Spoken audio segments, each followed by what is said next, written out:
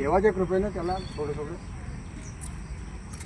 संपत्ती त्याच्याकडे असते आणि त्याला नाद असतो की अन्नदान करावं, लोकांना मदत करावी, असं त्याचं करायला असतं. दरवर्षी तो एका महाराजावर त्याची श्रद्धा बसलेली असते आणि त्याला तो दरवर्षी जेवायला बोलवतो.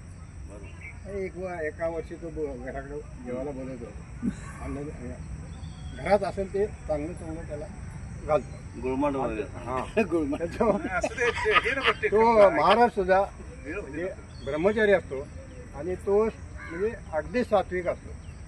तो मग जेवायला आल्यानंतर काय होतं, हॉलमध्ये त्याला बसा म्हणतो तो आणि आम्ही इकडे जेवण वगैरे करतो. इथं थांबतो, एक 5 मिनटात सगळी तयारी करतो आणि त्या हॉलमध्ये काय झालं असतं, काही पैसे तिथे पडलेले असतात अस्ताव्यस्त पुढे, ते त्यांनी उचललेच नव्हते त्या मालकाला, तसेच राहिले होते. मग ते मुलगा ते सगळे जेवणाच्या गोष्टी लागतात, नंतर आल्यानंतर जेवण वगैरे करतात आणि त्यानंतर काय होतं की तिथले पैसे गायब होतात. बरोबर. हे मुलग्याच्या डोक्यात ते की या येणंच नेले सगळे पैसे महाराजांनी, पण हे वडिलांना सांगते तिथले पैसे गेले. पण वडील म्हणतो त्यांना विचारशील, अजिबात विचारायचं नाही, कारण तो माणूस कसा आहे त्या वडिलांना माहिती. काही दिवस होतात आणि परत दुसऱ्या वर्षी त्याला बोलवतो जेवायला आणि त्यावेळेला त्या मुलाला काय राहत नाही. हळू ते ह्याला आणि विचारतो, मागच्या वर्षी मी जरा पैसे ठेवले होते राजूने गुरुजींना म्हणतो आणि मला जरा शंका आलेली आहे की तुम्ही ती घेतली असेल.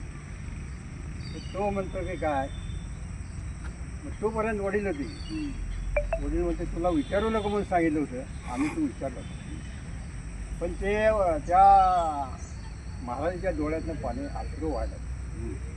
का व्हायला लागले की मी ते मग मालक म्हणते की त्या मुलाचं चुकलं असेल, तुम्ही मला क्षमा करा, पण ते त्याबद्दल मी रडत नाही म्हणला महाराज. की मी जे पैसे जे गोळा केले होते तुमचे पडलेले, ते भगवद्गीतेमध्ये मी घातलेले आहेत सगळे. आणि मला का रडू येते की तुम्ही 1 वर्षात ते पान उघडलं नाही, भगवद्गीता उघडली नाही, त्याचं मला जास्त तू पाय जातो माझं चुकलं. आतापर्यंत आहे.